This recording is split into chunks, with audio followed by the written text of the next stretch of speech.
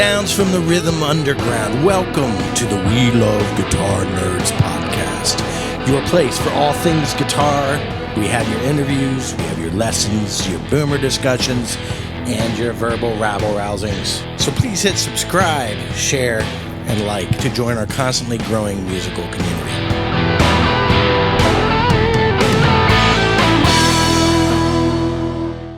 So We Love Guitar Nerds. One of my favorite people in the world and biggest guitar nerd is Elliott Gottloeb. I can't believe it's taken this long that we have had this discussion. So Elliott Gottloeb, he's a guitar guru guy. He's a gadget. He fixes things, but he also combines things, and he sells things, and he does lots of really cool things with guitars. So this should have happened years ago, like when we were like 10 years ago. If Zoom happened, if Zoom was a thing 10 years ago, that's right, then this would have happened then. But I'm glad you're with me. Right. And to get your story, nobody knows your story. No. Well, part of why this took so long, as we discussed previously, is I wasn't sure what to say, but I had some clarity recently. I was like, I know what I could tell people that would be interesting to them and not just a plug for me. Yes. So your earliest memories of music. We're not even gonna talk about guitars yet. Earliest memories of music. What do you remember? What is your earliest stuff? So my first concert, I'll start there because it's super early. It was I went back and checked the date. I think it was my 8th birthday. I lived in Ocean City, Maryland at the time. And my mom drove me all the way up to Hershey to see Paul Simon. Really? Yeah, for the Born at the Right Time tour, which was the second tour. It was the Born at the Right Time was the next album after Graceland. Okay. And right? I think that was that album after. But anyway, it was basically a continuation of the Graceland tour. It was still, what's that? Did he have the Graceland band? Yes, it was still the Graceland band. So it was Ray Perry on guitar. That guy on bass with the fretless. Yes, I mean, Ray Perry's the only one I know because I've been researching his stuff a lot lately. But so that was my first experience, Hershey Park Stadium, dancing in the field, because we're kind of in the open area, almost like picnic style, with some college kids. My mom's just sitting back and enjoying it, and because she knew that I loved the Graceland album. Yes. So and still do. Yes, as you know, I have said I would be happy if I could just play like Ray Perry, and that would be all I need to do. Yeah. We're gonna burn in hell for not remembering the bass player's name. I know, but they're all so good. The drummer, the Lady Smith Black Mambazo, obviously for their backing vocals and their dancing. Yeah, it is actually world music before world music was cool. Correct. Yeah, and I mean, you can give Paul Simon a hard time if you want, but he brought attention to what was otherwise being a neglected form of music. That Soweto style. Because it's not the heavy drums like you get. Because a friend of mine's from Nigeria, and he always says well, Nigerian music is heavier on drumming. I think that's part of the region where he's from, but their version of rock, because Ray Perry thought as Paul Simon has said, thought he was playing like Chet Atkins and some of the stuff. It's that's your interpretation of it and sounds awesome. Just do what you're doing. Yeah. So that's so he brought that, and then you have Vampire Weekend and all these other cool bands that spring out from that, Dirty Projectors, that are obviously influenced by that whole realm. So that was my first concert. And other than that, all I remember from music is my parents had a restaurant, and we had really crappy music that they played over the sound system. And when I say crappy, that's going to offend some people, because I mean like the Eagles, and I'm just not an Eagles fan, because that's what I had to listen to constantly as a kid. Yeah. But when we were in the car, my mom would put on the Police. And that was the only band I remember her ever playing for me, was the Police, which again goes back to a lot of African and Caribbean influence. Yep. And Jamaica. Yep. And she'd put on the oldies channel, because which was at that time 50s and 60s. 70s wasn't oldies yet. Yeah. We need to distinguish that for people who weren't around 40 years ago, 30 years ago. That was just 50s and 60s. And she would give me a quarter if I could name the artist that was playing, and if it was like the Elvis hour, I had to name the song or the album that it came from. So that was just like her little game. I don't know that many Elvis albums myself because he was a singles guy. Right. And that's, I think, and I'm thinking that's probably what I got the money for was probably the singles. I don't know. Yeah, I couldn't tell you even today. Yeah. Working in a record shop, I can't tell you the name of an Elvis I remember album. one it as the really like kind of like the London Calling art theme. Yes, They exactly. I think the Clash took it from that. They were vibing the Elvis album. Yeah, the pink and the green Yeah, with yeah. the black and white. Yes. And yeah, and maybe 10,000 Elvis fans can't be wrong. The one Bon Jovi aped as well, you know, like Okay. Okay. that might be the only other Elvis albums we know of. I don't know, Yeah. but yeah, Elvis 76 maybe. I don't know, but yeah. So anyway, so that was like that. My mom got me into that, and my dad would listen to like top 40 music. That you know, but I remember like because you'll appreciate this. I know your background. We were listening. Extreme was on the radio because More Than Words was a hit at the time. Mhm. And he's like, man, this Michael Bolton song just drives me nuts every time I hear it. It's like, Dad, it's not Michael Bolton. And I don't know, because my dad is That's funny in a. though. What's that? That's funny. Right? And I think he was trying to be funny. Look, at that point, I was like, no, you're messing with me. Like, or boy, you don't know anything. But now I think he was trying to be funny. Yeah. And if I ask him, I know he'll say he's trying to be funny because like now he'd cover up for it. Yeah. But he put on Yes's Fragile when I was in 8th grade, 9th grade, and I had been studying piano at that point for a little while, and I was like, oh, so this is how you can use classical music to you know to rock. And he was like, yeah. And I don't know where that came from, because before that it was like Luther Vandross and which is all great stuff, but like not stuff I was really into. And then suddenly, like, I don't know, he just on a whim went out and bought the Fragile and the Yes album. He bought that too, and I heard Clap for the first time, and I was just like, holy crap. Interesting about Yes, and this is something I learned a year ago, that people in England, the music curriculum in a lot of the English schools, they would learn these folk tunes that are English-based folk tunes that was a part of their upbringing and is a part of their culture. Okay. There's a guy that I interviewed, and he's a wonderful artist, Dave Brainbridge, progressive guy. He's in with Asia and Yes, he's in that circle. Like he plays in a band with Jeff Downs. Okay. Asia guy, and he said we learn these folk tunes, and I'm paraphrasing again. That this is what our culture did when we were in school. We would learn all these songs. And then when you hear those songs, you hear where Yes gets some of their melodic stuff that Yes is different. Yeah. Yes isn't American. No. There's nothing black about Yes. No. So, but what I'm saying is I never knew that piece. Yep. There's a piece there that we're missing because we're from Maryland and Pennsylvania. Okay, but so that's interesting. English folk tunes. Yeah. I mean, they sound Celtic. You're right. They sound Celtic without having a lyre and a panpipe. First time I heard it, I go, okay, that was a trigger. Okay, that's where Yes gets it from. Yeah. Like some of it. They took that and they went with it. Yep. And you know, it's so going back to what you just said, because maybe to clarify for some people too, when you said there's nothing black about it, like obviously African music has influenced American music. Like that's you know, the banjo was you know, and as a banjo player, the banjo was introduced in Africa or born in Africa and then introduced in America by slaves. I mean, like so much of our music that we assume doesn't have anything to do with everything. Most American things have some sort of meeting with if not African American, if not African American. Yep, influence. definitely. But you're right. Yes, does not, and that's probably why I think it's cool. And I pick out a few songs. I'm not a huge fan of it, but since that was in, you can respect it though. Correct, totally respect it. But but where did they get their sound from? And that was where it was from. It's like the world's a big place. It is.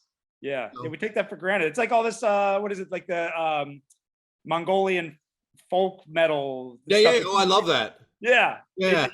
Throat singing. Yes, exactly. Yeah, it's just neat that these people have these different different things that we don't have, or a different way of doing what we have. And it's kind of like, yes, with rock music, it's like, well, we have Celtic folk that we're going to infuse. Huh, okay, I hadn't thought of that. And I wouldn't have. It's got, we talked about this before. It's like a lot of English music making Lord of the Rings references, because that would have been the Harry Potter of their time. That was like that. So you would assume that in 15 years, everybody's going to have Harry Potter based lyrics. I guess they probably already do. Yeah. And it goes over my head, or Tetris or whatever video game references and all, and they do. Yeah. And they do. Lots of these jazz bands, the Adam Neely's of the world, I can't help think about, like, okay, yeah, they're jazz, but they're jazz in an era that raised up with video games as that was their center as a kid. So that is their experience. With their music, they bring their experience. Yeah. So definitely. So your dad listened to Yes, but not till later. Yeah. So that was an influence. Luther Vandross. And Luther Vandross, Teddy Pendergrass, like Michael Bolton. I remember we had a couple Michael Bolton albums. And it's funny. One extreme song. And one extreme song, and then a lot of Eagles. Just like and I had to tell the cover band that I play in, the reason I don't like the Eagles especially is, as a kid, I was like 4 or 5 years old. No, I was probably 3. So I don't even really remember this, but it's probably still ruined my life in terms of scarred me for life. My dad and my mom made a point of stopping in Winslow, Arizona, so they could stand on a corner because of the Eagles lyric. There's a mean with that. Yeah, and I just, it's like, the Eagles just don't work for me. That doesn't, and I think it's because that's probably like the one thing my parents both liked, because I think they had a lot of different tastes. Mm-hmm. And so I had to hear that a lot. And that's just one that I don't know if I'm ever going to get over. And I don't mean to slag the Eagles, because I like Joe Walsh's playing. When I say this, I don't hate it. I love the Beatles, but the Beatles, my earliest memories were the Beatles. Your earliest memories were probably the Eagles. Mm-hmm. Okay.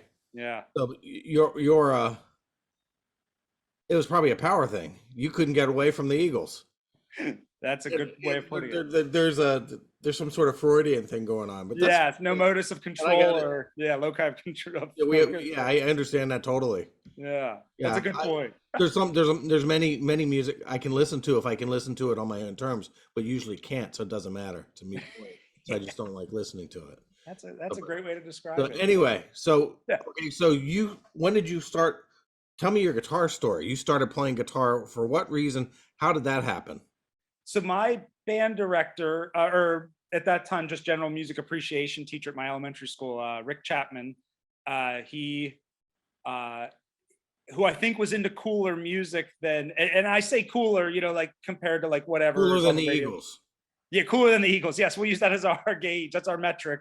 That'll be our baseline. Is the Eagles. Because at one point he handed me a tape of like Grateful Dead and some Miles Davis and some other stuff. And I remember my mom saying, "Oh, Grateful Dead, isn't that a little heavy?" And I thought she meant metal wise, but I think she just meant like just out there for a fourth grader to be listening to. Yeah. But he was an interesting guy, and he offered. He said, "Oh, it's kind of like you." He said, "I want to do group guitar lessons. Anybody interested in signing up?" Yeah. And so I said something to my mom, and I think she might have actually heard from one of the other parents even. And she was, it was like her friends, their kids wanted to go. We were friends as kids. So it's like, yeah, a group of us will go. So I think there were 3 of us basically learning in his garage or shed or whatever, on like rainy Saturday mornings. That's what I remember. I don't know if that's actually how it happened. Mm-hmm. But I think like Que Bonita Bandera, that's a terrible Spanish pronunciation. Que Bonita Bandera is what beautiful, I don't know what a bandera is, but whatever, what beautiful thing. So it was a Spanish song we were learning. Oh, got it. All right. Okay. And that's the only song I remember. And I just remember I probably didn't put enough time in because I was a 3rd grader, and this music didn't match with anything I was hearing at home. Didn't match with the tape he was giving me either of the Grateful Dead or Miles Davis. Mm-hmm. And so I think he got tired of it. I think we weren't putting enough in, or maybe there weren't enough kids still involved. You know how it goes with a group setting. And anytime you're involved with a group, no. What's that? No, yeah, you don't know. They always stay. Yeah. Well, even with a band, like think about a band like that. Well, that's what leads to bands falling apart is, like a marriage is one thing when you only have two people to make it work. But when you've got three or more, like how does the polyphonic spree keep doing things when there's 30 members? That doesn't make Mm-hmm. they must all be drinking Kool-Aid together or something. Cause how else do you keep that formation?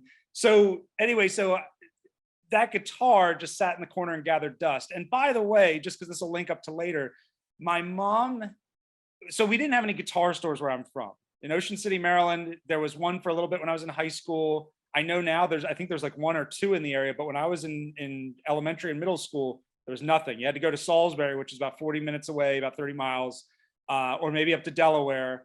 Yeah. And so we went to Salisbury Music, which was more of a, like a Menchie's, like wind instruments, stringed instruments, and more band orchestra focused.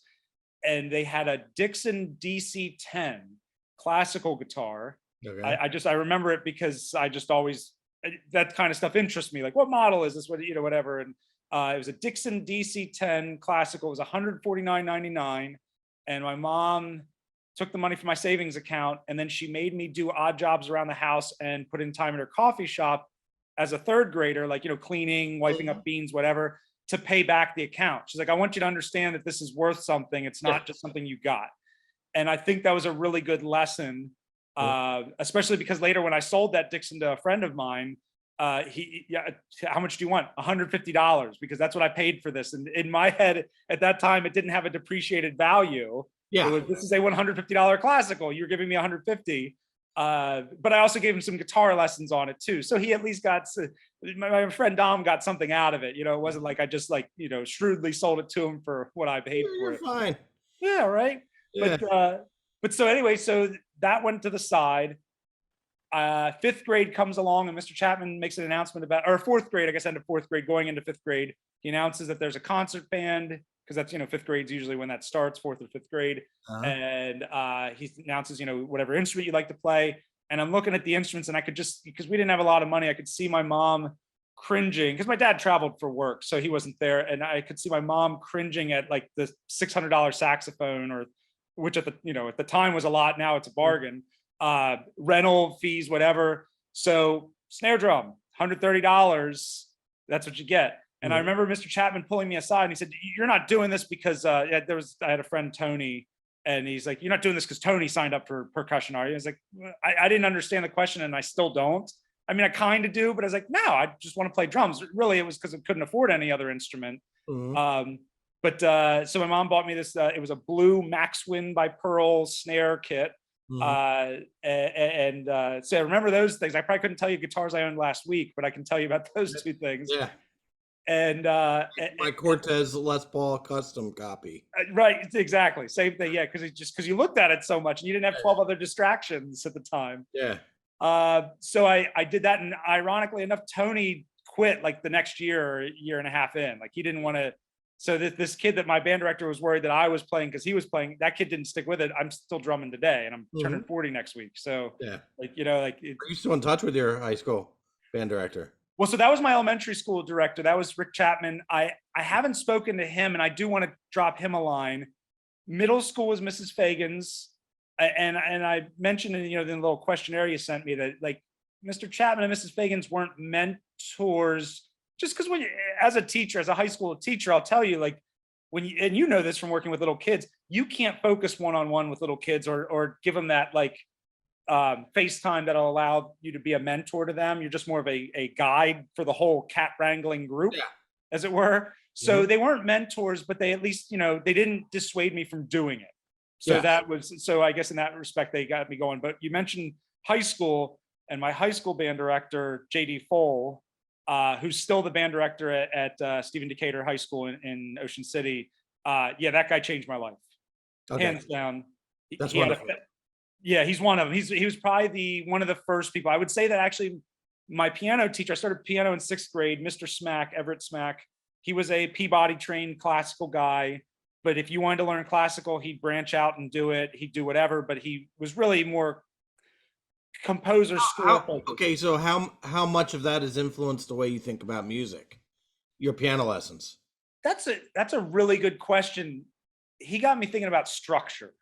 and just thinking about like, okay, this is like just reading the, because again, in band, I couldn't get one-on-one time, and I was definitely always the worst drummer. So like that was always, I just struggled with like I remember, I'd step back a second. My dad tried to give me a drum lesson once, and he's not a drummer by any means. Okay. But he heard me playing in my room along to like an Aerosmith song or something, whatever I was on the Wayne's World soundtrack. Cause that like soundtracks were my thing after I got into Paul Simon, like Wayne's World 1, Wayne's World 2, the Train Spotting soundtrack when I was in high school. Like I just love soundtracks because it's a cool collection. Like, why did you curate that music together? What was that music director thinking when they picked those songs? What's the so I'm playing and my dad's like, what are you doing? I was like, I'm playing the drums. He's like, you're playing the vocal line on your snare drum. That's really annoying. He's like, it's like you're playing every syllable. I was like, well, what do you want me to do? And he tried to show me how to play a beat. And I was like, oh, like this. And I go back to playing, like, I think it was like, dude looks like a lady, and I'm playing the vocal line on the drums. And he threw up his hands and walked away. Exactly. Yeah. Well, it's like marching band. Yeah, right? Marching band. Were you in marching band? I was in marching band. Yeah. So that's where JD Foal comes in. Like Mr. Smack. So quickly about Mr. Smack, he got me thinking about like, okay, slow down. Here's this measure. What's the, what are the dynamic readings? What's the rhythm? And just getting me to think about like measure by measure. And he really got me to see like, okay, this is what I'm missing in band. I'm not catching this because, the band director's just trying to keep the whole train moving. Yeah. This guy can work with me one-on-one. I never had private lessons really before that, other than the group lessons on guitar. So I get to high school, and yeah, Mr. Foal, that's where it all comes together. And that was marching band, it was concert band. He got me into jazz band because I played piano. He never let me touch the Rhodes. We had a Fender Rhodes, but he wouldn't let me play it. He conveniently hid it from me. And then when I was graduating, he was like, oh, no, it needs some work. I get it. I totally understand. Like I had accidentally short-circuited the electrical outlets and lights in our wing of the building. So I get why he didn't want me touching the Rhodes. Why did that happen? How did that happen?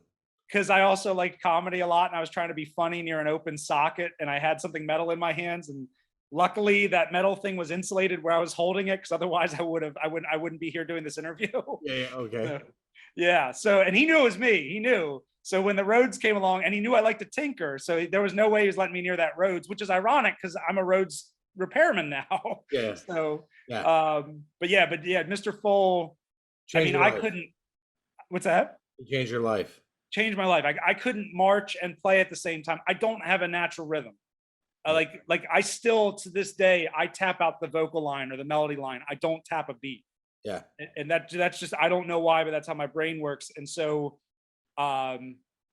which translates to guitar, because Translates to everything. He does. But a friend of ours criticized the way I play guitar one time. I won't name our friend, but he criticized the way I play.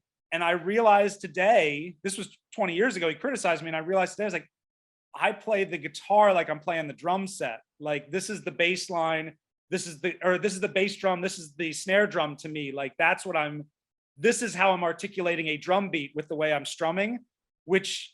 There's nothing wrong with that. No. Well, that's what Dave Grohl does. So there can't be anything wrong with it, right? There's nothing wrong with that. Yeah. In other words, yeah, I had a gig last weekend, and the guy comes up to me, and he just really appreciated my style of rhythm guitar. And it's like, it was a duo gig. So I'm trying to make it sound like a drum backbeat. Yep. Percussive and put a bass line in it, line in it, and then have the, and then have the guitar part. So I'm trying to do three things at once. And one person out of however many noticed it, but that's like, there's nothing wrong with trying to sound like a drummer. Rhythm is the center of everything, and we know this. We've had this discussion 110 million times. Rhythm is the center of everything. Yeah, definitely. But your style being that guitar style, your drumming, that has had an influence on it. Definitely. That's what the person, and he was probably saying it as, was he trying to insult you? I think he was. Well, the person we're talking about, that's just how they do things. I don't know. They just come off as condescending no matter what they say. So I think, but I thought of it as like, it got me thinking, it did at least get me thinking like, okay, well, maybe I should play different ways. And maybe that got me to articulate like a little more, and like, okay, so maybe I can grow from that, even though that I don't think it was meant as a growth comment. It wasn't a constructive critique. It was more of a, you're driving me nuts the way you play. Okay. He said So it as a friend. yes, right. Yeah. It Cause was I just wasn't paying him resident. for lessons. That's for sure. Huh? I wasn't paying him for lessons. Okay, got it. So yeah, that and a few other comments kept me from ever paying him for a lesson. I was like, Okay. nah, I don't need to pay you to hear this kind of talk. So Okay. Yeah. yeah, but yeah, so Mr. Foal, I had a friend in high school who was older than me, Nelson Thomas. He worked with me at a restaurant, and that restaurant he had control of the record player, well, the CD player, and we just opened my eyes to really cool music. A couple other friends I had that worked there, people loaning me albums. Like working with older people got me in. So let's tell our audience what it used to be like before you had streaming music. Oh my gosh, yeah. How you had to, when you discovered music, it was a discovery. Yes. It was okay, so yeah, I'm not even gonna ask that question because I know you're old enough to remember time before MP3s. Oh, do you remember trying to burn off a CD and it taking like 2 hours? Like we're not even talking about making a thumb drive of music or a playlist. Yeah, and that's the thing. So when somebody loaned you an album, like I remember a buddy of mine loaned me, my friend Mikey, he was my boss at the same restaurant Nelson and I worked at. He loaned me Pink Floyd. Shenanigans. At Shenanigans, yes, where you had dinner the one time. That's Not right. once. Not once. Oh, multiple times. Of course. I know I came out one time and you were there, Yeah. which is a great surprise. Yeah. Mikey loaned me a copy of Wish You Were Here. Yeah. And they got me into Pink Floyd. Like the guys I worked with and ladies I worked with at that restaurant, they just opened my eyes. And he loans me Wish You Were Here, but he held on to it as he held to me. He's like, take care of this. This is my favorite album. Because that's what you did back then with a record. You're like, now it's like, here, take these MP3s and do whatever you want with them. And then when I came into work the following Monday, he had a black eye. And the first thing I thought was, oh my God, like, what did I do? Was that somebody else's album and he got in trouble for loaning it to me? And it was a completely unrelated event. But like, that's how serious an $18 album was at that time when gas was only 75 cents. That, like you had to think like, okay, this is 2 hours worth of work for me to buy this music. It better be good. So yeah, you're right. a lucky guy. Yeah. The fact that you can make $9 an hour. Yeah. Oh my God. Washing dishes was, that was great work. So I'm telling you, $3. I was gonna say, yeah, right. 45 cents or something like that. Yeah, that's I had a paper route, and I made $12 a week. Oh man, yeah. That's for was it 5 days? I don't know if I did it on Saturday, but 5 days of paper route. Yeah, or one day of finding Back in my day. Huh? And then kids think they have it so tough these days. That's right. Yeah. That's the Mitch Hedberg joke, because I had to go to 500 houses or find 2 dumpsters. Yeah. So so guitar, drums. Mm-hmm. Tell me about Wonderwall. So I'll back up because I had that guitar, and I was at a Jewish kids summer camp in Western Maryland, and this kid's playing a guitar, and I walked up to him. I was like, oh, and everybody there was super approachable, and they almost all played guitar. Like it was really cool. So I'm talking to this guy, and I was like, hey, you play guitar? He's like, yeah. Do you play? I was like, yeah, I have one. That's not good enough. Sit down. And he grabbed somebody else's guitar, puts it in my hands. He's like, I just learned Wonderwall. You're going to play this. And I'm not a big Oasis fan. I like Blur more personally in the big pop, Battle of Britpop thing. Mm-hmm. But Wonderwall is a killer song, and it was an easy, you're holding the G basically, but you're moving between that C and that B minor, I think it is. And it's like, oh, I can do this. And that, I came home and that's like, I just played that song to drive everybody nuts. Cause I just, I had something down. Something you could do. Correct. Yeah. Yep. Something manageable. It wasn't, it wasn't eruption. Yeah. So then it was just like, here's the other part of that. Mm-hmm. And it's like, I'm putting myself into a beginner. What you want to do as a beginner is figure out if there is something you can play, don't say no. Correct. Even if you don't like it. Yeah. In other words, if it's a song, okay, you like Blur, this was Oasis. Some people like the Beatles, some people like the Stones, but if you can do it, all change is global. Correct. What you get out of the one you don't like can be applied to, in other words, take anything you can get. Go ahead. I'm sorry. No, that's such a huge point, because we've talked about that many times. You know, and as I always tell my students, it's as important to know what you don't like as what you do like. But if you can, you should, as my department head always says in the math department, any training, anything that you witness, go to, you should be able to take one thing away from it. Yeah. Same with that. Like you said, like even if it's something a song you don't like, what can you pull from the chord changes? You can pull lots of stuff from stuff you don't like. Oh yeah. And sometimes the only thing you don't like might be the singer. Right. Yeah. Which leaves the everything else to be something that you can steal from. Certainly. Yeah. But there should always be at least one thing you can find. Yes. Everybody has one thing to teach you. Yes. And I think that's so much truer as I get older. You know, like everywhere you look, there should be one, probably a billion things, but look for one thing. Start there. Yeah. Yeah. So then the next summer, you got the Wonderwall down. got the Wonderwall. You stuck with the guitar. I stuck. Yeah, that got me hooked. Okay. So I had that Dixon classical, and then my cousin Tim, who is in my head has always been like Marty McFly. Okay. Watch Back to the Future. Right. That's him, like hanging on the back of a Jeep on a skateboard, even though Tim would never. You were that generation that discovered Chuck Berry through Back to the Future. Correct. Through Michael J. Fox pantomiming correctly. I mean, right. The fact that guy went to get a guitar teacher to try and emulate Marvin Berry's band. Yeah, listen to this. Yes. Yeah. So, and that's probably why right now I'm on Your parents will love this. Yeah. And that goes into Eruption. That ties right back to our last comment. Right. Yeah, that's actually, I figured out recently, it's funny how that stuff gets imprinted in your brain. I've been looking for a Gibson ES 345, and I was watching Back to the Future with my son. I was like, oh my gosh, that's why I want a 345 so badly. That's why I want split trapezoid inlay or split parallelogram inlays, because that's what he's playing in that video. I don't want a red one, but those inlays, like all my favorite shots are of the neck, and it's like, yeah, wow, that just imprinted on me like that. Amazing the number of people who were inspired by Michael J. Fox. Yeah, right? Amazing. Yeah, because I've met tons of people and they all say that, oh yeah, when he played in that. Yeah. I think that says something about how convincingly he acted it out by taking lessons. So this guy from Stranger Things, likewise, he plays the Master of Puppets, and the song is reinvented. Oh, is that what's going on? Because I've heard about that, but I don't know. I don't watch. In other words, they played just like kind of like the narrative of the TV show. Okay. In the TV show, the guy plays Master of Puppets. Like, and he was doing the riffs right. Okay. Actually, whether it was actually him or not, I don't know, but his fingerings were right. Interesting. So it was legit, and it's like that's why I don't know. I hope it inspires people. Yeah. It's funny how that can, like, I just went through Star Trek. Butterfly effect. That butterfly effect. Something as simple as a television show can take your eyes. Yeah. Wow. Oh, yeah. Yeah.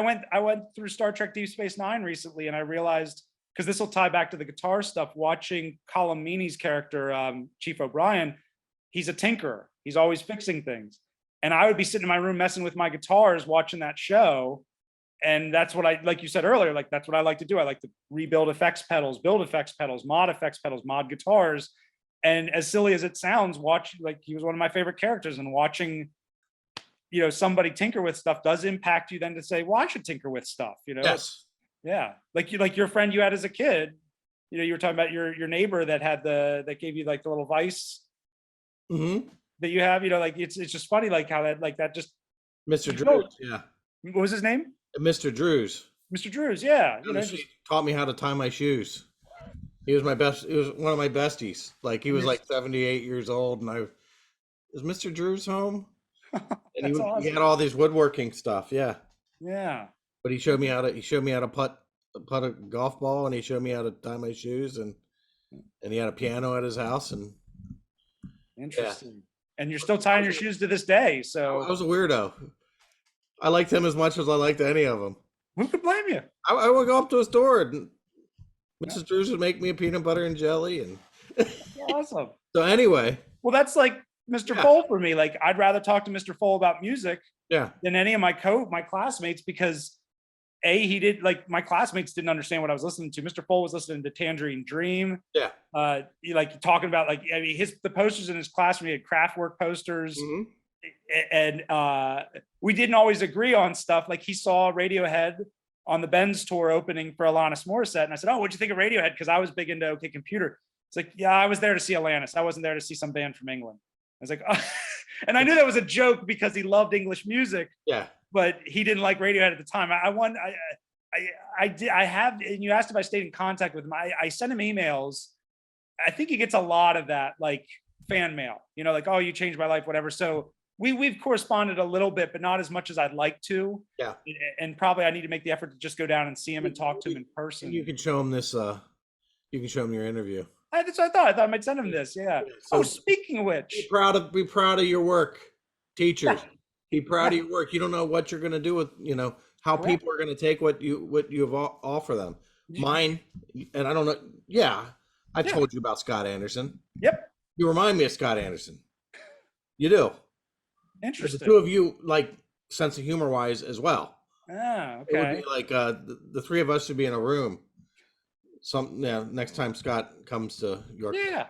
He's Do that. Arizona. Hi, Scott. Anyway. Which reminds me, there was one other teacher. So there's two other people, just to give you finish the background. I don't know if this is interesting to anybody, but Yeah, it is. It will be. that's what I'd hope someday. My Story. I want it. What's that? It's your story. Yeah, true. My a friend in high school is a year older than me, Ryan Abbott. He's still a guitar player in Ocean City. Fantastic. Like, he tapped into the Jimmy Page philosophy and Beatles chord structures in middle school. Like, he just kid was all about guitar. He'd walk around just like playing on his arm. Like, you just see him like doing like this. Like, he just had to keep doing it. He got me to elevate things. I never got up. I'm never going to be at his level because he's always trying to improve himself. But he at least got me to understand I need to practice more to be better. Like, it's not going to just happen. Standing there looking cool is not going to do it alone. I've got to actually play. Yeah. And one other teacher, this goes back to your comment about how you never know when you're going to influence somebody. I had a teacher, Mr. Stearns, who's passed away. He was my physics teacher. He was my physical science teacher first in 9th grade. And he worked at some high school in Delaware where he swore the Cars played as like an MTV giveaway contest thing. And he had a lot of crazy stories, so I don't know if they were true, but he loved cool music. He got me into the Cars. He got me into he loved 80s music, like School of Fish, the Neil Young Trans album. Yeah. The vocoder album. He was big on that. Album. The what? The Autism album. Yes, yeah. Yeah. He got me into that. So much so that I took physics, and then I took his lower level class as like a replacement for tech ed, the physical sciences lab. I don't like physics. I took it in college thinking I did. And that's when I realized, no, I like Mr. Stearns. I didn't like physics. Yeah. You know what I mean? Like that. And it was because like just talking music with him for the whole, class period while. Okay. Yeah. So I have to wonder, was it, you say it's a teacher. Yeah. Maybe the teacher can ruin the subject, but do you really know if you don't like physics or you didn't like the teacher? It could have been the teacher. I think I went in thinking I knew a lot about physics and realized, no, I know a lot about 80s music because of my physics teacher, not a lot about physics. And so that was where I realized if I don't have both parts, then I'm not as interested in it. Yeah. So yeah, and it could be a little bit, although that teacher was engaging in his own way, just like day one, I was like, the magic's not here. Something's missing. And that's when I realized that was Mr. Stearns. Yeah. So he was but just opened my eyes to a lot of just weird electronic music that was cool. That and not even weird, just dancey stuff. He just physics teacher. What else could he teach? He actually, that was his main focus. I think he could do chemistry too, but he just taught different levels of physics basically. Okay. Yeah. Okay. Same thing though with the that's going to come up later with the fixing things. He housed the school Scantron machine because he was the only person who knew how to repair it. Okay. So that and he took a class on it. He would take the thing apart. I'd watch him modify it, fix things, clear out, whatever ink, whatever the problem was. And that was definitely influential as well. Cause my dad and my mom's father were both tinkerers. Yes. So my dad unfortunately has ADD, and so, which, people misrepresent these things. It doesn't just mean you can't focus on anything, but when you do focus, you hyper focus Yes. to the I have extent of, ADD. yes, because yes, because you have it, yeah. So he yes, and you do the same thing. You hyper focus on something, Yep. which my dad would do. So I remember coming out and seeing him sitting in the garage working on a cappuccino machine for his coffee shop, or for my mom's coffee shop, for like 8 hours, 9 hours, not eating, not sleeping, Yeah. until he got it done. That never And happened to me. yet the cappuccino machine in the garage, that's No, I would never spend 8 hours at trying to fix it. no, right? I know. Grow where you're planted. Yeah, exactly. Yeah, but learning something, you would spend 8 hours doing it easily. Absolutely. Yeah. Yeah. So that was my dad. And my grandfather, just like the first time I moved in with my grandparents in college, and when I had to take care of, I had a car that had a flat tire. My grandfather said, we're going to put it up on blocks. We're going to replace all 4 tires. I want you to learn how to rotate tires, how to not install them. Luckily, I didn't have to like put the tire on the wheel. We let Pep Boys do that, or whomever, but he at least wanted me to he wanted me to see how to, maybe also he wanted me to learn how to steal tires off other cars. I don't know. Probably not. Probably not. But he was, and that was his thing. And he had a workshop full of tools. He wasn't a master craftsman by any stretch of the imagination, but he was never afraid to take something apart and find out why it wasn't working properly. So this brings up an interesting topic. Mm-hmm. And then one of my favorite players that I in recent years that I've gained a lot of inspiration from, Alvin Youngblood Hart. Mm-hmm. I got the chance to interview him. Oh, okay. And one of the things that he said that surprised me is one of his main influences in music is Eddie Van Halen. That is very surprising. It is very surprising from the standpoint that when I put my brain to that, he sounds nothing like it. That's not why he's inspired by Eddie Van Halen. Okay, because what Eddie Van Halen did was, and you can attest to this because you're that kind of gadget guy, that you and the guitar you need does not exist. Yes. The amplifier you need does not exist. You're trying to create a sound that the technology of the day does not support. Mm-hmm. So what Eddie Van Halen loved the shape of the Stratocaster. Mm-hmm. He loved the sound of the humbucker. Mm-hmm. In the mid 70s, the two never crossed. Right. No intersection. There's no intersection. So the tinkering he did with guitars, he's one of the first to get the Floyd Rose tremolo system. The tinkering he did with amplifiers and was it the Variacs? Yep. Okay. Yeah, crank the amp with low volume. Yep. Yep. And this is, I find fascinating, and I see that in you. You're that guy. You're that guy, and this is why you're the guy I go to understand this stuff. The tinkering aspect of it. I'm probably a coward. Well, so you bring that up, and I don't want to I don't want to ruin an amplifier over my stupidity, because I remember I have my own demons. Yeah. One of my demons was getting thrown out of Boy Scouts, trying to get the electricity merit badge at Metropolitan Edison in downtown Parkway Boulevard, and they said, "Don't come back." Oh man! You don't understand this now. We can't help you. Wow. So that's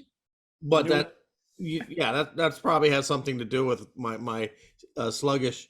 But you understand that is your thing.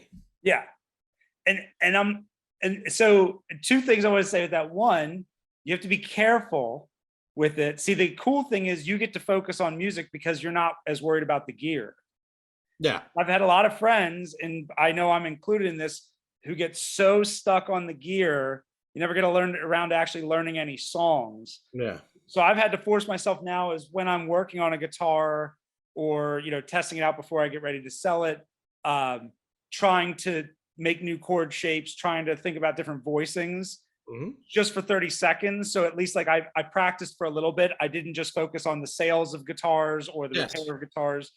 Because I've had some friends that just like they get so nuanced about every little like wire and chord, what chord they're using and what pickup, and then they go to play and it's like, you can have that tendency too, I'm sure. yeah, but When taken to extreme. Yep, correct. When taken to extreme, but you recognize it. Yep, exactly. Yeah. What I'm saying is that our disciplines go well with each other, but not all of them intersect. Yeah. Right. If that makes any sense. Oh, definitely. I have a total respect for that. Yeah. I have a total respect for that. So like pedal board. Yeah. Right. Like when we set up your pedal board and putting it in together and all that, it's like that is a project for us. Yeah, so, exactly. So you have that is something. Did you have that? Was that something that you didn't have to think about growing up? So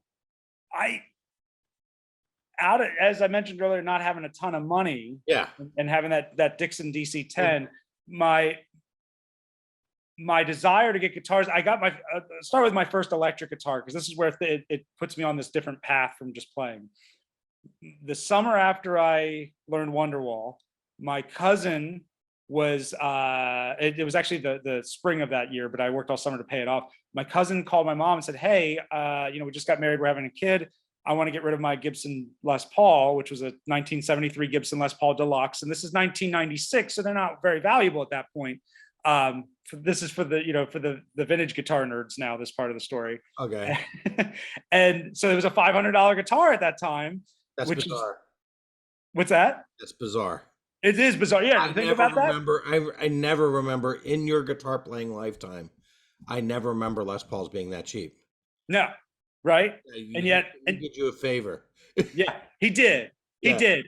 But to be fair, it was probably only maybe $1,000 guitar at that point, 900, but he got it cheap, and he probably bought it in the 80s from the original owner. So it might've been 300 then, 400. Okay. But so mini humbuckers like Thin Lizzy, just snowy white all the way. And Scott Garrison, is that the other one from Thin Lizzy?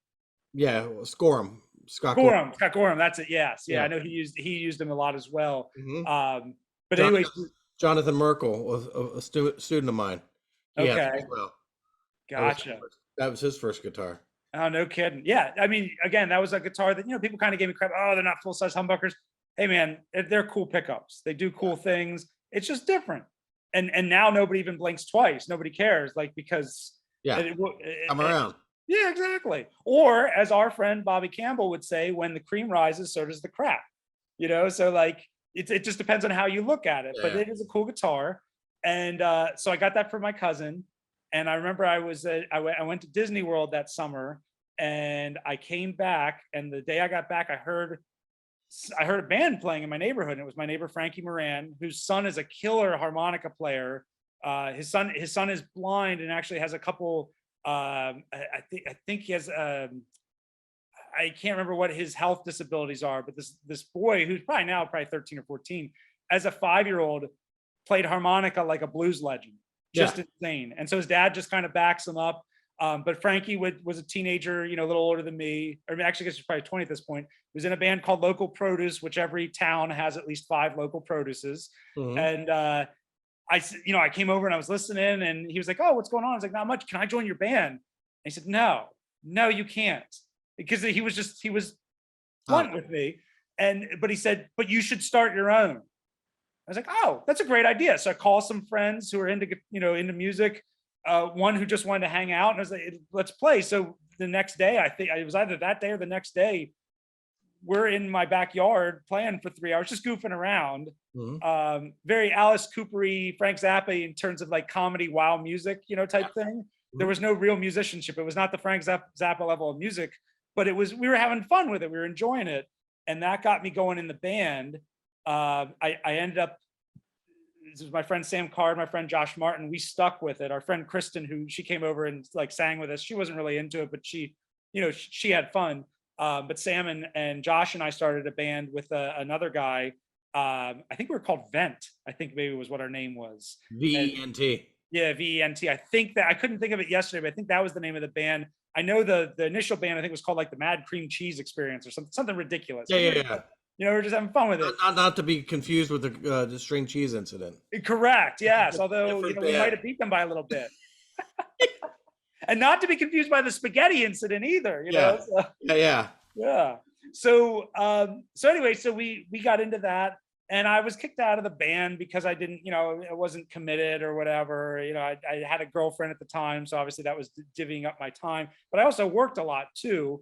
This is a recurring theme of getting kicked out of bands, because later when I'm in a band with Ryan, same thing, I get kicked out for that. But also playing in those bands, it's like, I need an amp. How am I going to get an amp? We don't have a lot of money. I had to work all summer to pay off this $500 guitar. Even though I was making decent money at the time, just poor money choices too. That's other part of it.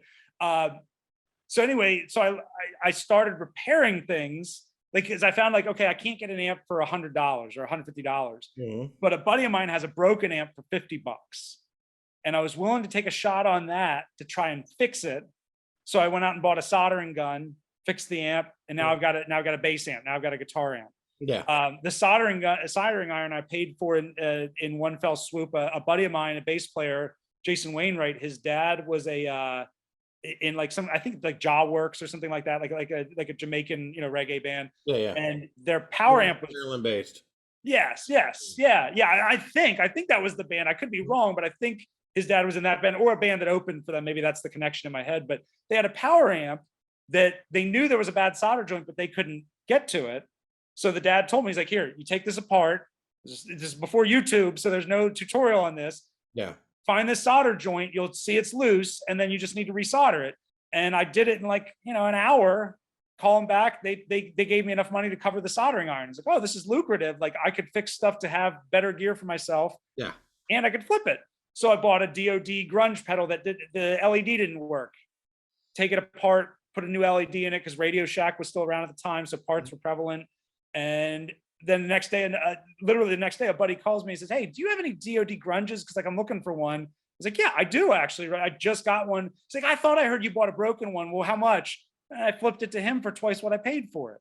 Yeah. Because also we're in an area where there's no music store again, mind you. So like, being able to find used gear is of the utmost importance. Otherwise, you got to drive 40 minutes to find gear. So that's what got me into tinkering, mainly like watching Star Trek, watching my dad and my grandfather, but then like also out of necessity. What's that? That was the world you grew up in. Correct. Yep. Is like, if something's not working, you fix it. Yeah. My dad to this day, he has a coffee shop that, the cappuccino machine, if it breaks down, he has to pay somebody to come down from Annapolis $300 minimum just to show up. Kind of like a refrigerator tech would show up to your house for a minimum. It's got to be like, and this, people might find this weird, I get satisfaction out of mowing the lawn. Yeah. I do. Yep. I never thought I'd be that old guy who gets satisfaction.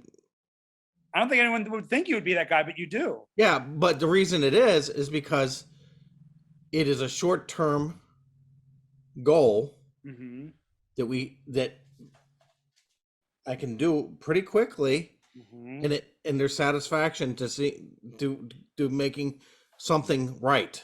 Correct. You get your gratification from it. Yeah. Almost so many things that we do take months and years. Yes. So so I got to think that your dad's the same way. Yes. Definitely. And it's to save money too. Yeah. Huh? And to save money too. Of course. But if it drove him crazy, in other words, your state of mind is worth a price. Yep, definitely. So if he would, I gotta believe that he enjoys it. Oh yeah. Oh, I know. Yep. You're exactly right. There's satisfaction. Like I told you that I fixed my fridge this summer. I built a screen door for my house. I pulled apart my dryer and fixed it. Like, there is a satisfaction from that. And I think it's the same with the guitar. If you can, and not everybody is, as you mentioned about being afraid of it. Like, people are afraid of turning a screwdriver sometimes, because what if you do something that you can't undo? And I totally get that. But if you get over that fear. Not everybody's, I always say, grow where you're planted. Correct. Not everybody's planted and taking out the electrical schematic of a pickup, and I know you.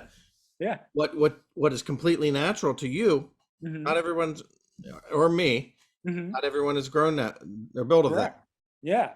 And So, as our repair friends would say, they probably spend half their time fixing mistakes of people. yeah, But if you do have that I aptitude, save them. I save them that. I just take it right to them. smart. Yeah, you know, like I'm I gonna. don't touch a truss rod. You're right. I don't. That's how. That's how. No. Yeah, and it's named after you. Yeah. Right. Yes. Truss. No. Trust, Wait. wait, Oh, trust rod. I'm sorry, it was trust rod. My yeah, bad. truss rod. Yes. Right. Yeah, yeah. Speaking of which, I want to make sure I say this before I forget. My last group of mentors that I remember, Yes. that like I can point to and say, Bobby Campbell, who you've had on the show, Yes. who owns Campbell's Music, Mhm. good friend and huge influence on even further. Like Bobby is almost like my dad in a way, where my dad would. There's some stuff my dad wouldn't get into, like a guitar, because he doesn't know anything about it. Yeah. Bobby would say with an effects pedal, well, why don't you just take it apart and find out what's wrong with it? He's not going to do that, but it was encouraging for him to say, well, we'll take it apart. If I'm working, when I worked at his shop, take this Yeah. apart and see if you can figure it out. Huge help. Yeah. Randy Stewart, Yeah. just because he's he's like the Gandalf of Randy's the coolest guy we both know. oh, easily. He's the Gandalf of Campbell's Music. He Yes. just had all the information. Yeah. Jeff Gibble, just for being Jeff, Who I've just for being interviewed many times. Yep. Yeah, exactly. You've had on. And yeah, I mean, Jeff's fantastic. He was a cool influence. And Jeff reminds me a lot of Frank Zappa, because I've heard, like, if you read the interview or watch the interview with Steve Vai talking about Frank Zappa auditioning him. Yeah. Steve Vai, Jeff Gibble wasn't mean in this way, because I know Frank Zappa's like telling Steve Vai, like, okay, play this, now add this note, now make it diminished, now change that to a flat 7, whatever, and she's kind of messing with him. But that's how Jeff, I think, sees things, because I would be playing something and Jeff would just walk by, hey, why don't you put this chord after that? I'd be like, whoa, and he'd just walk away. Like, and he wasn't doing it to be, he's just doing it to be helpful. Like, oh, this would be a neat. I think Jeff just sees music in a way like you do, that's not a way I do, and it's just like, wow, that's really helpful. And then and I know this is you probably don't want this plug for you, but you are my other great mentor, and still probably are my main mentor for music, as I take guitar lessons from you. But I met you and Bobby and Randy and Jeff all in 2000 when I started working at Campbell's. Yes. And you guys, You're a math student at York College. correct. I was getting my mathematics degree at York College. And for those people who don't know, because I never really explained this in this interview so far, I teach mathematics at a high school. I teach 9th grade algebra. But you guys, like the 4 of you, and Chris Warner too. What's that? We'll talk about that. Yeah, right. But Chris Warner as well. I should put him in there as the 5th one, because Chris was very patient and showed me some repair tricks, which was fantastic. Yeah. Chris Warner, for those who don't know, incredible banjo player, but he spent his life from the 1960s on being a repair guy. Mm-hmm. He made his own instruments. Mm-hmm. Bluegrass royalty, but oh yeah, but he made what he made most of his living at was repairing and building bluegrass instruments. Correct. Yep. Yeah. I mean, I don't think I'm speaking out of school here. He does have an aversion to working on electric instruments. He really likes acoustics and mandolins and banjos. Here's the thing, and I know we probably talked about this before. What determines a person's style? Sometimes the thing that determines a person's style is all the different things they allow to come into their style. Yes. What their filter is going to allow in. Mm-hmm. Sometimes what determines their style is the very few things they allow to come in. Mm-hmm. Some people are about, I'm going to take from everything, and that's you. Or sure, I'm just going to take from bluegrass or punk rock. Mm-hmm. Whatever is yours, whatever is your approach is the right approach. Mm-hmm. But mine is different than Chris. Yes, that is fine. I'm not a legend. Yeah, right. And he is. So he is. I will concede or whatever. Yeah. Yeah. It's I mean, you're both legends in my mind, but yeah, he is. With his time with Jimmy Martin and he's got some high profile gigs, and Yeah. friendships. So Yeah. Yeah. And he, he was just so patient yeah, considering great that, like, repairman, though. what's that? He's a great repairman. He's a phenomenal repairman. And he's, I don't know if you remember that Campbellooza we did back in 2002, 2001. 2001. 2001. That's right. I know exactly. Yes. Yes, 2000, you're right. And he was averse to getting up on stage and talking to everybody about, because you had asked, I think you and Bobby asked him just to get up and talk about like basic care and maintenance of a guitar. Yeah. And he just read off that sheet of paper and he's very uncomfortable. But when you watch him perform, he's great on stage. Yeah. And talking one-on-one, he'll tell you everything, like, no, you need to do this, this, and this. He Yeah. just, I think in that moment, he's like, I don't know how to address this group of people and keep it interesting. Yeah. It's like, look, dude, what you say is interesting. Yeah. Because you know the ins and outs of You're how already a to. rock star. Yeah, Because exactly. you know something other people don't. Exactly. So yeah, so Chris, like, just walking down to the basement and saying, all right, what are you working on? Can you tell me? And he was totally open, and I wasn't into the same stuff as him at that point. I think now we're much closer in our interests. I don't think so. You like some of his interests, but your Yes. interests are so. Oh yeah. You're the guy like this. Yeah. Yeah, more like you. Yeah. But having now studied the banjo and Of course. bluegrass, Yes, that is like, one okay. That is one of your things. Yes. At the time, it was more, we couldn't have been more different, but boy, he was just so magnanimous in the way he'd say, well, no, try this, do this, or, oh, you want to do this when you're repairing.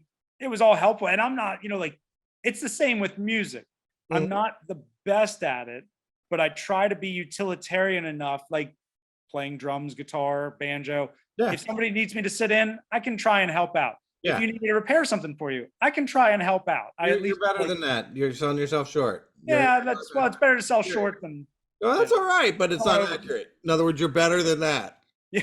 You're not just like, I'll try. No, you're pretty dead on most times. Yeah. Well, you have to say that after 2 years of lessons with me, it'd be bad if I wasn't. I don't have to say it. You want me to talk truth. You want me to truth speak. Yeah, that's right. Yeah. Yes. If I didn't trust you, in other words, my trust of you is based on that. Yeah. So now, Open Arms Instruments, your whole gadgets, your this Campbell's music experience, flipping instruments in high school, and all this stuff. This has led to something that's very important in your life and something I will always support of you. And you do a great job with it, and I appreciate it. I will, but it is Open Arms Instruments. So what's the premise of Open Arms Instruments? So the name comes from actually from at Campbell's. There was stuff that Bobby would turn away, Bobby Campbell owns Campbell's Music, and there was just some stuff he didn't want to buy for whatever reason, too cheap, broken, whatever. And so I had made a phone number list for the store, just so everybody knew, like, because I was, kind of helping run the store under Bobby. Everybody knew how to get a hold of you, how to get a hold of Randy, how to get a hold of Jeff, if you guys, on cell phones, because cell phones, people take for granted. Cell phones. Actually in 2001. You wouldn't have had a cell phone. I might have had it, but it was that thing that was stuck in my glove. Bag phones. Yep. Yeah, that I never used. Yeah. Right. But that's the thing. So as we got cell phones that went on the list, or just like, this is how you get a hold of people, because we didn't have numbers saved in phones even at that point. It was all had to be from memory. And I put on the board Elliott Gottloeb, and then in parentheses, the man with open arms for all instruments. And that was a sneaky way of me saying, hey, if you got anything you want to get rid of that Bobby doesn't want, give it to me. Yeah. Now that was just for the employees. That wasn't for the, because I'm not going to undercut Bobby or anything like that. Although, to his credit, Bobby would say, hey, do you want to buy this because I don't want this? Yeah. And we had our hierarchy where the teachers, they had to go through the teachers and Chris and the store first, and then like myself and the other lackey at the time, like it was, we were the last one to pick. The other lackey. The other lackey. We were Bob's lackeys. Minion. Yeah. Minions. Yes. Minions. Yeah, Minion sounds more cute and likable. I respected all of you. Yeah, well, no, we appreciate it. Yeah, like you always did. Everybody treated us well there. But so that was like Bobby's little thing. Hey, do you want this? And yeah, and most of the times I would take it. And then I found other avenues. eBay was starting to get big at the time. Craigslist later, not so much at that point, although it probably existed. I just didn't know about it. And then there was Ico's, which is our town record shop here in York. Yep. That's been here since what, 94, 91. Paul Hamilton owns that. He'd probably be somebody you want to interview at some I point. absolutely do. Yeah. Good luck with that. If you can get him to Zoom, Yeah. then that means you've brought him into the 20th century, let alone the 21st. Yeah. It was a big enough deal. He got a cell phone, and now he's been trying to get him to get a Zoom. But anyway, he had room for guitars, so I would buy stuff that Bob didn't want, take it over to his shop. He'd make a cut, I'd make a cut, and people would still get stuff at good deals. And so that turned into, I used the same things I learned in high school. Well, I can get better stuff for myself. Like, that's how I got some of my first better pedals, was through buying broken stuff. Yeah. I got a couple more guitars that way, got a great amp that way. And then also fixing things and flipping them to other people. Yeah. And part of that is like I've been thinking about doing this video for Reverb, which I probably should do, I don't mean like for the Reverb website, but like based on Reverb, like this is what you need to look for when you buy a guitar. You need to do, we can talk about that now. Yeah, and if you're okay with that, I'd like to. Absolutely. Because whenever I sell a guitar, I told somebody at the Philly Guitar Show 2 weeks ago about this. It's not that, like, I do want to do right by the customer, but I don't want to hear from the customer again unless they want to buy more stuff. I don't want them to come back to me and say, that is what's the case. So let me tell you something. Yes. I know you know this. Mm-hmm. My support, We Love Guitar Nerd, supports small business. Mm-hmm. We support, and I like what you said. It's like, well, we kind of support small business. But not too much. Big for their britches. No, I'm kidding. But the reason being is, if you're in your town music store, they're going to treat you like Elliott Gottloeb, not like a number. Mm-hmm. And they're not going to they're not just going to try to get you out the door. And they don't have a $20,000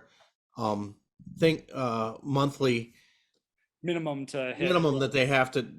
It's like they have a drug habit, and they have to, if they don't sell this stuff, they're going to, that's the wrong energy. That is what my view of most chain stores feels like that to me. Yeah. You feel, and if you excuse the expression, you feel like a prom date in their presence. So local music shops are not that way. They want to know you. They want to establish a relationship with you, a good relationship with you. They want to keep you happy. They don't just want to sell you stuff. They want to sell you the right stuff. Correct. Yeah. And it's not that, you don't have that with the big chains. They just want to make their money quick. Right. And if there's something wrong with something, they'll just eat it in the long run, and they'll just give you another one. And like I said, with me, like when I sell somebody something, I don't want them to come back to me and say this is wrong. Like, so there's a whole battery of things that I do. And I'm not saying with every instrument, you do what? So, and I want to preface this. I'm not saying this is a plug for me, but this is what everybody should do when you first get an instrument out of the box, or when you're at a shop. These are all the things that you should do. Chromatic runs on every string, all the way up and down the fretboard. Check the open strings to make sure they don't buzz. And then you take your top three strings, your G, your B, and your E, and you should do at least a half step to a full step bend chromatically, starting at the 3rd fret all the way up to the top fret. Okay, whether that's 21st, 22nd, 24th, whatever. Do that with all those top 3 strings, because even if you're not getting fret buzz when you hit the individual notes, if there's an issue with fret leveling, you'll find it when you're bending. Because like on it, like a 7 1/4 or 7.5 inch radius, I think 7 1/4 radius Strat or Telly, when you bend around the 12th or the 13th fret, because of the radius of that fretboard, you bend and you hit a plunk, plunk, you get that dead note. That's the kind of stuff you need to watch out for ahead of time. You also need to plug your instrument in, jiggle the jack, make sure it's not loose, and make sure that it's not cutting out. Turn all the knobs, make sure that the pickup selections all work. And the other thing too, and this is silly, just check to make sure there's nothing loose on the guitar. More so because you'll end up dropping a small part and a kid could choke on it, or an animal might eat it. Yeah. Like it's dumb, but like make sure all the tuner screws are tight. Make sure that the grommets are all there. Make sure that all the tuners work. Yes, turn them all. Just make sure. How about like the frets on the frets of the guitar? A lot of like rinky-dink guitars are really jaggedy and really feel. Yeah.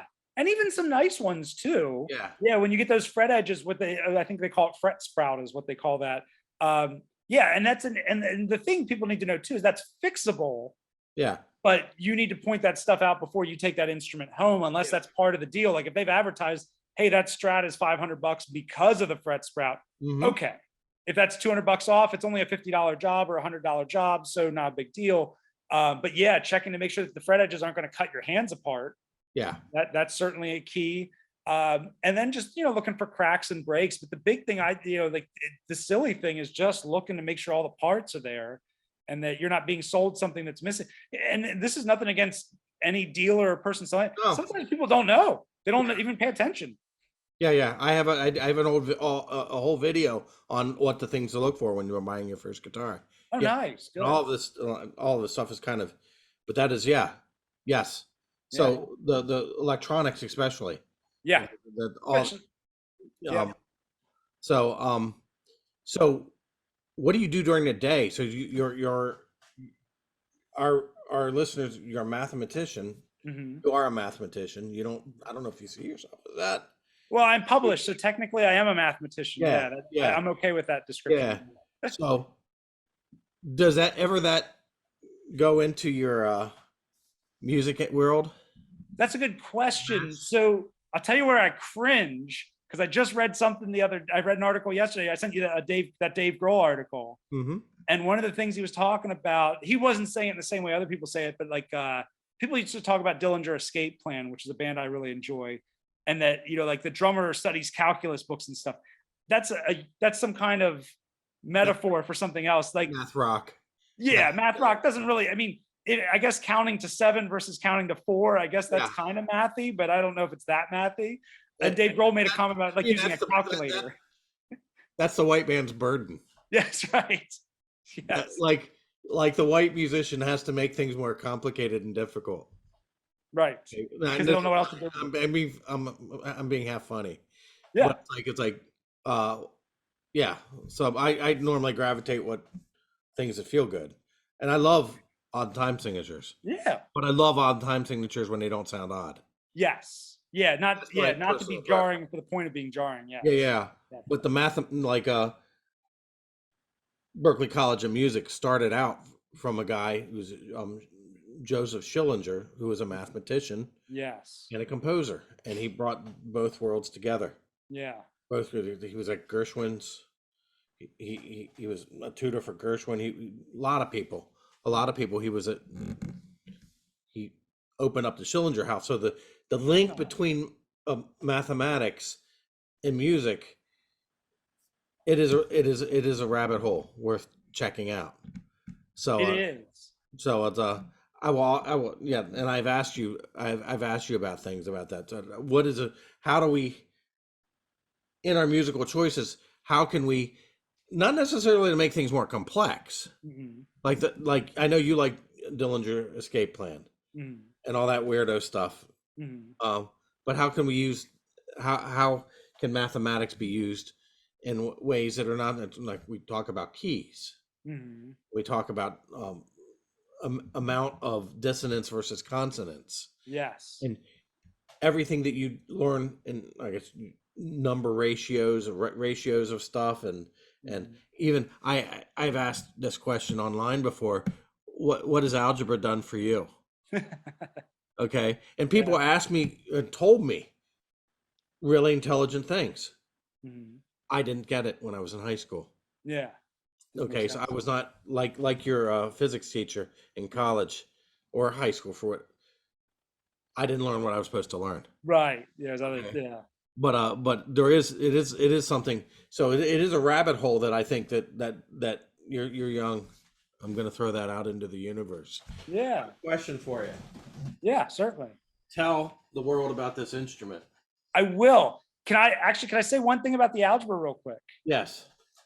One thing I always tell my students with algebra is you don't have to memorize the formulas. Okay. Like on the state exam, we give them a formula sheet.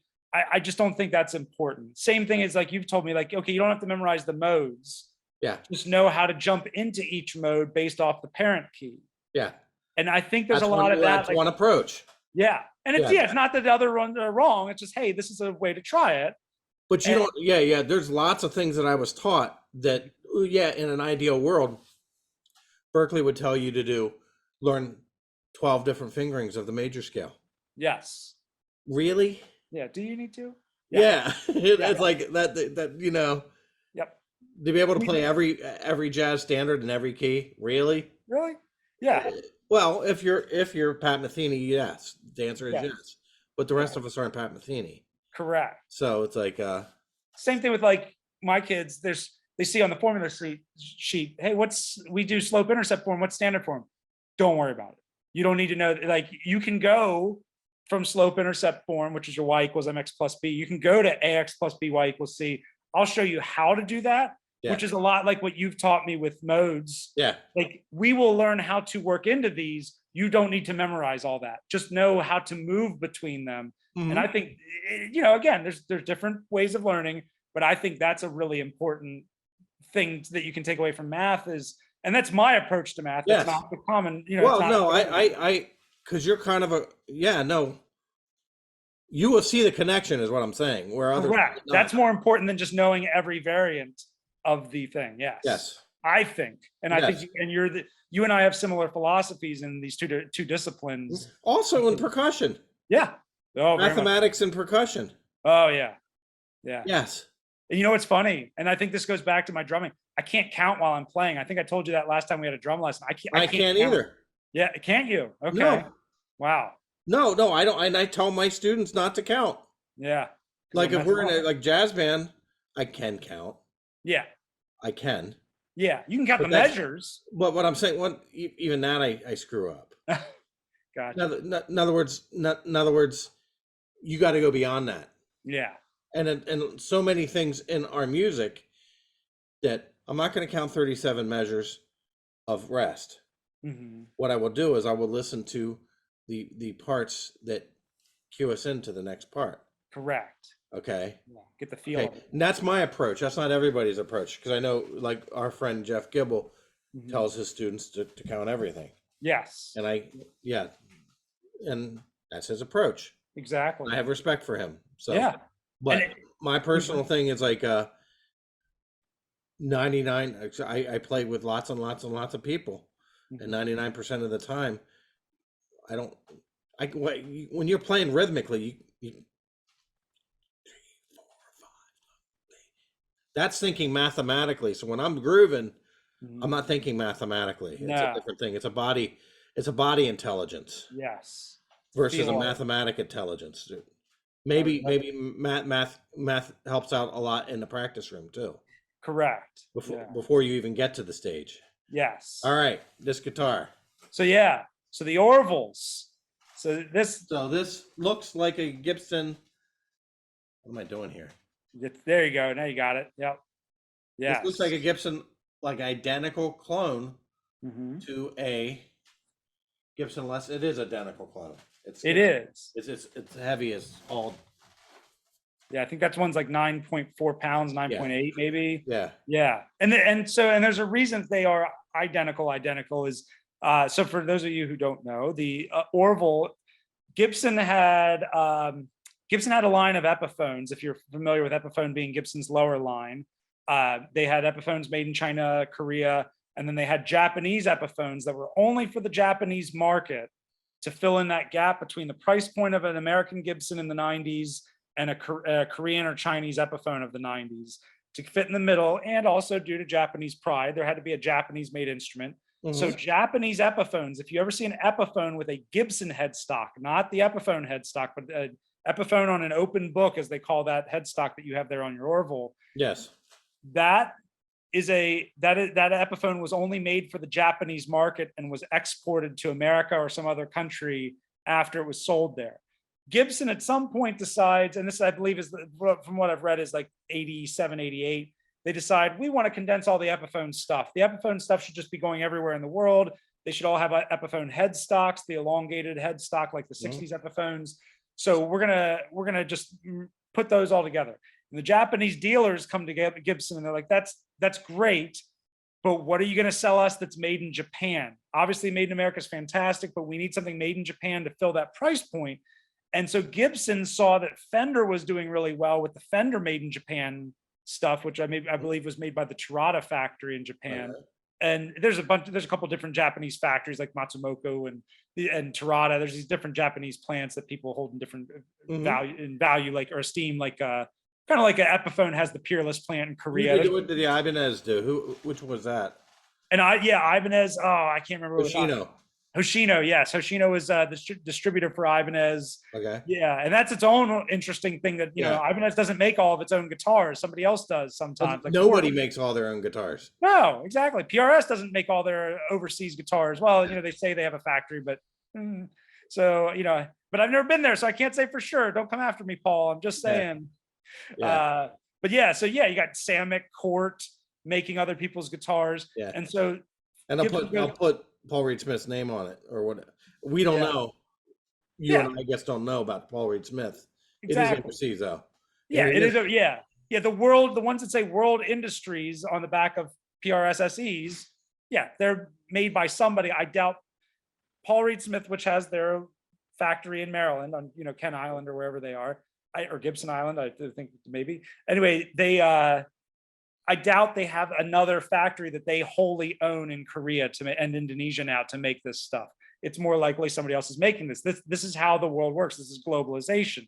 So, you know, private label items. We see the same thing with macaroni and cheese. You can get Kraft or you can get Giant or Wise brand. Yeah. So the Terada plant's contacted by Gibson. They say, hey, we want these. We want to make a new brand. We want the Gibson headstock. We want them made like Gibson's. So they have solid mahogany bodies, an inch thick maple cap or half inch, you know, depending on where it is. They come with flame tops, but they're not actually flame. That's a photo over top, which is something Fender did as well. They had a series that was FOTO, the photo flame series. It's a picture of flame maple laid on top of actual maple. Okay.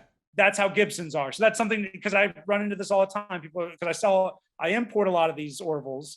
And it's just so the folks at home know, I import these Orvals and I clean them up and I put them up for sale. And I answer a lot of questions about them. One thing people say is, oh, does it have a real flame top? No, it's a maple. It's a nice thick maple top with a photograph of a maple flame on top of that. But they have the the open book headstock. They've got the block inlays.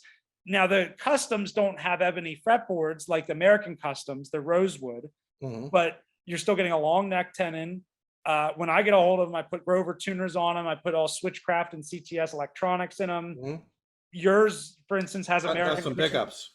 Yeah, you have custom pickups from Buddha down in Virginia, who only makes pickups for people on request now. He won't do them for just anybody. Yeah, you have to be a former customer. And those are a fantastic set of PAFs I put in there for you that he made me. That we have identical. I have the white version of your guitar, and we have identical pickups. But if you get a sunburst or a natural finish Les Paul from Orville, which is Gibson. I mean, Gibson authorized those. The only difference is that the Orvilles don't have the little binding nibs on the fret ends, which is a huge pain if you ever go to refret it, or there's fret sprout and it pushes the nib out. Otherwise, it's identical, and they're they're way less money than an American Gibson. Like that guitar. So you said to me that what's the difference? I asked you what's the difference between Orville and Gibson. And you said, well, race. That's right. That was something I came up at the Philly show 2 weeks ago. Is somebody asked me that. They said, "What's the difference?" I said, "Well, you're racist," and they said, "No." And I said, "Then there's no difference other than the fret edges, because a Japanese guy made this and an American guy made the American one." So. And we can't even say for sure if an American. Well, the other part of this is this feels like the best Gibson.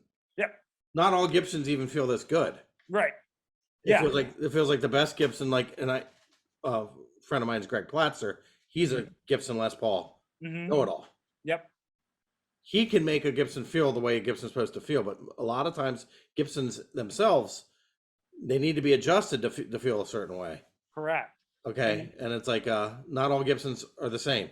Yeah, not all guitars are the same. I'm not targeting Gibson. I'm saying correct.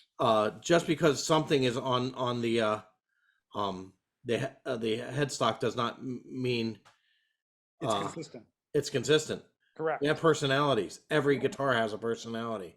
It, you know what, when I worked for Bobby at Campbell's, I used to tell people, because Snapple was the big drink at the time. And on the Snapple bottle, I don't know if they still say it. They probably don't now since they only have a couple flavors, but they used to say, because this is made of natural ingredients, taste may differ from bottle to bottle. Yes. And that's exactly how a guitar is. It's Yes. made of wood and metal. And you know what? The guy at the shop may have made 12 that week. Yes. That doesn't mean he made them all exactly the same. Yes. So I will And why say, you like Snapple is because of that. correct. Okay. Yes. Okay. So one more question. Sure. Used versus new. Mm-hmm. Okay. So I'm a big, I teach many people. Mm-hmm.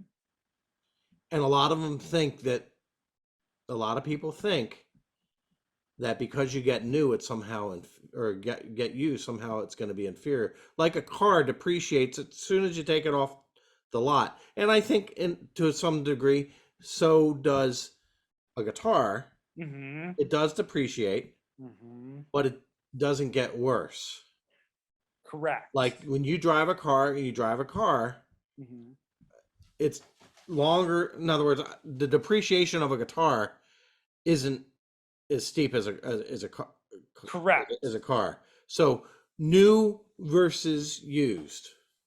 So Go ahead. buying new, you're exactly right. Like you buy a new guitar, you're taking a hit that the next person doesn't have to take. Yes. So buying used will always be better than buying new, and that you're not going to take that hit. So what, Elliot? What if this guitar is 5 years old? Yeah, yeah. So ideally, well, especially with inflation right now, ideally it's going to be worth even more. That's what I'm saying. In other words, I have kids that say, "Well, this guitar is 5 years. It's broken down." No, you don't understand. You don't understand that. I have guitars from I don't buy vintage. Right. I just keep a guitar forever. I have early 80s guitars. Yep. Because you're utilitarian, yes. Yeah, yeah. Well, I got rid of my Ibanez Destroyer, Jonathan Merkel, to Jonathan Merkel, and I felt stupid for doing it. Yeah. And many years later, he sold it back to me. Yeah. He sold it back to me, but it was like, it was an important guitar for me. Yeah.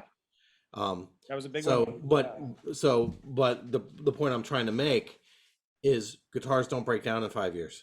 No. It's not like a car. No. The only thing, like that's the thing that drives me nuts when people, you're exactly right, when people say that about guitars. Okay, frets. Yes, the frets can get worn down. It depends on how hard. Yeah, exactly. And they can be replaced. But that's not that common. And usually, like, unless somebody's really like pressing hard, because you don't have, as you've probably taught people, you don't have to press as hard as you think you do. You don't have to push the strings to the wood. Just make sure you get especially being an electric. Exactly, especially electric. So the frets would be it. Maybe the tuners, maybe. I find though that most of the time the tuner issue is people don't string them properly. You know, 2 to 3 wraparounds each sequentially under the previous one. That's a big issue. Like usually when somebody says to me, "Oh, my guitar doesn't stay in tune," yeah, because you have like one wraparound, or you've got them all wrapped and the metal's pushing on metal, and that's not, you know, the strings are pulling on itself. Yeah, that's another rabbit hole of a discussion. Correct. How do we keep this thing in tune? Exactly. Yeah, which is still not easy no matter what. Yeah. The only other issue is the electronics, and the only person that I know of that would claim that the electronics like broke down over time, and I mean the pickups, not the, you know, pots will go bad or they need to be cleaned or whatever, but like what people don't understand is, because this bothers me, like people get nervous when I say a guitar has been serviced. Well, why did it need to be serviced? It wasn't like a car where the transmission had to be replaced. It just needed to be touched up and made to, like you said, like made to feel like it did when it was new. Yeah. Or made to feel like it was meant to be. In other words, yes. As I said, going from my Greg Platzer, he makes the guitar play like it's supposed to be played. Correct. So many times we get a new guitar from whatever, whatever store. Okay. It's brand new Les Paul, and it doesn't feel the way it's supposed to be because you don't have people. It doesn't come through personality wise or whatever. The neck needs to be adjusted a certain way. Maybe it's the frets. I don't. Could be the strings. Yeah. Yeah. Yeah, I yeah. have a telly that feels terrible with 11s, but 10s are wonderful. Yes. But I play 11s on every other guitar I own. But Yeah. for some reason, that 73 telly, it feels like playing telephone wire when I'm playing it. It's Yeah. miserable. Yeah. Now, the only thing I will say, and I think this is a great example of going to extremes, thinking, oh, stuff breaks down when it's old. I read, if you go to the website that chronicles Jerry Garcia's guitars, like they have pictures of Wolf and Tiger and all that. I Yeah. forget what the website is. His text says on that website that Jerry thought that his magnets in his pickups died. He's at the end of a tour, he'd say, this guitar doesn't sound the way it used to. And he would have all the pickups in all his guitars replaced at the end of every tour, every year. Because so like I don't know where all these pickups are that he used to own, because I'm sure they're worth tons of money. But and it just seems silly also as somebody I think an environmentalist to be like, oh, I need more pickups. I got to replace these constantly. Yeah. But like that doesn't happen. They can get degaussed, but you shouldn't be standing next to a Tesla. Well, it doesn't happen in one tour. Yeah, exactly. It doesn't happen in one tour. I had a Fernandez that had not lace sensor pick, the hot rails. Yes. I had to get a hot rail replacement because after 10 years of sweating on it, and it stopped. Yeah. And that's the thing. Sweat on a pickup will cause corrosion in the wire, and that's why it'll stop conducting your electricity, and you get basically a dead reading at it, like it's an open pickup or it's a zero resistance, whichever way it goes. Yeah, you've hit the nail on the head. The sweat is what does it, but the pickup itself, unless you're, like I said, unless you're near something that would degauss it, that pickup should ideally always have an electromechanical or electromagnetic property to it.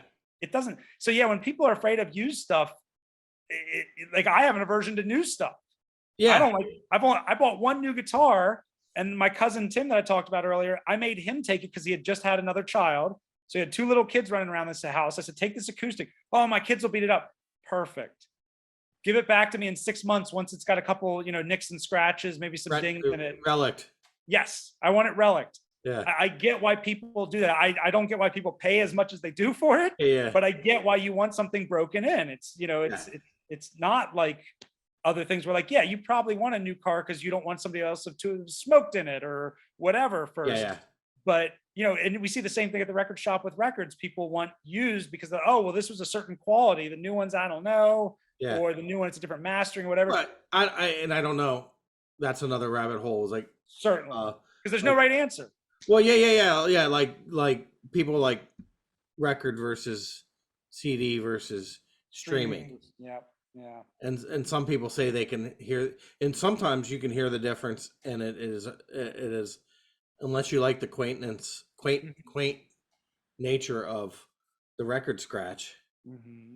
If that's what you like, if that's what you're liking. But sometimes I think people hear things that aren't there. I'll give you a great example of that if you don't mind. Go ahead. I was selling an amp. I was trying to sell an amp on Reverb, and this person said, "Can you send me a video of it?" And my phone that I was using, my old iPhone, because it was like an 8-year-old iPhone, there was like a natural hum. It was also out in my garage. It could have been the HVAC as well. But I took this video, and the guy said, "Oh no, I can hear there's a bad hum." And I was like, "Sir, I have everything serviced because I use an amp guide to just like I was talking about the guitars. All my amps get serviced before I sell them. It gives me peace of mind. It's like having a mechanic look over your car before you go to sell it to somebody. Yeah. Then you don't have to hear back from them. Like I also want them to be happy, but I don't want you to ever call me again and say, "Oh, this wasn't what I thought." So the guy said, "Oh, no, I can hear a hum." I said, "I guarantee it's not a hum." He said, "Nope, I can definitely hear it." I said, "Okay, let me send you another video. Tell me if you hear it now. I'll move it." I said, "I'll move it to a different outlet." And what I didn't show the guy in the video, I edited it down. I took a picture, and this is just me, turning the amp on. So you hear the switch get thrown. I took a little video of the amp, and I sent it to him. I said, "Do you still hear it?" And he said, yeah. I'm telling you, I still hear it. And then I sent him the unedited version of that video where I zoom back and I show that the amp was never even plugged in or on. I'm holding the cord in one hand off to the side. Mm-hmm. And he said, "Well, you're just trying to make a fool of me." I said, "No, you're looking for something you don't hear." Like that, and it's kind of like this, like you said, like this thing that people think they want to hear to either get them to buy it or not to buy it. Yeah, it's you just and I'll say the other thing too for your viewers. You can read stuff on a forum Like I just sold a Les Paul to a guy. Oh, this is a 10-pound Les Paul. It's exactly what I want. Why? Do you read that? Like, or did you actually have a Les Paul? And even if you did, like, I sold a guitar to somebody who said they wanted a 6-pound guitar. And one of the guitars that I personally put together, one of my Luno Maestros, it was 9 pounds, and she picked it up. She's like, "Oh, this is great. What weight is this?" I said, "It's 9 pounds. I thought you wanted a 6-pound guitar." Well, this doesn't feel like 9 pounds. I said, "Probably because you like the way it looks." Like it's, like there's so many other things to these things that we read and we think I think I would like that. It's like somebody saying, "Well, I like blondes." Yeah. What? That's a crazy generalization. Well, the reasons we like things, sometimes it's not explainable. No. And sometimes it's not rational. Correct. Sometimes you don't have to be rational. No, certainly not. Because there's a certain romance to like what you like and what you don't. Oh, But certainly.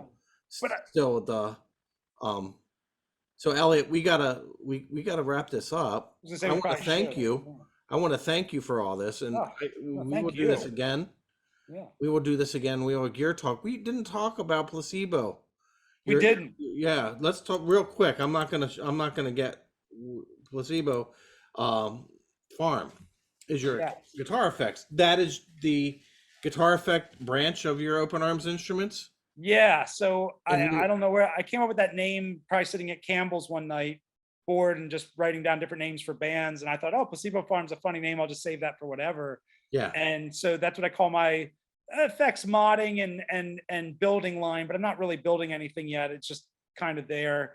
And this is like creating a band. This is vibing Eddie Van.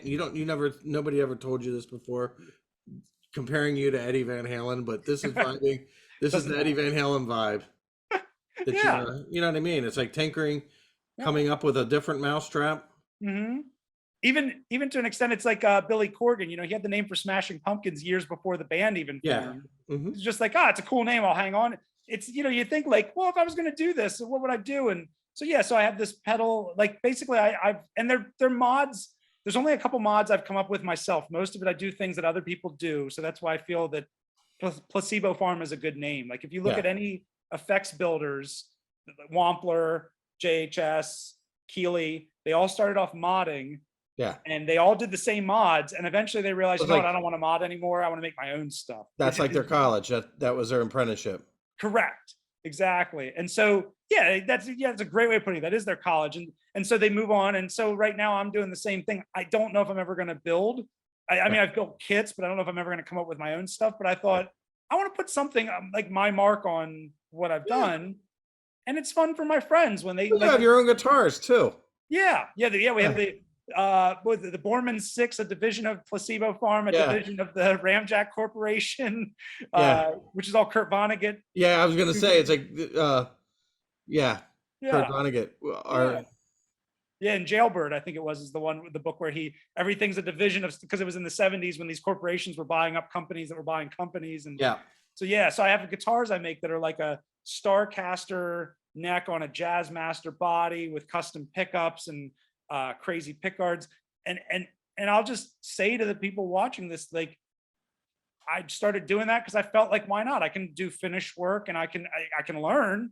I'm not saying it's gonna be great, but don't be afraid to get in there and tinker, and then you'll know where you're supposed to be planted, as you always say. Like grow where you're planted. Yes. Yeah. If you're not good at it, then just make sure you stop at some point and realize, okay, I need to learn a lot, or this isn't my thing. But well, I'll hang out with Elliott. We'll design another pedal board or the funky thumb thingy. Yeah, your hot thumb, I think. We're not telling too much right now, but of my making plans to rule the world. Thank you, guitar nerds. Thank you, Elliott Gottloeb. Open Arms, guitars, music, Placebo Farm, mathematician, math teacher, big guitar nerd. Thank you so much. Thank you so much. I just love keeping everybody playing. That's just fun for me. It's going to a show and seeing half the band playing stuff that I fixed for them or I built for them. It's just fun. Yeah. Wow. So thank you for that opportunity. I appreciate it. Well, and thank you for all you've done for me.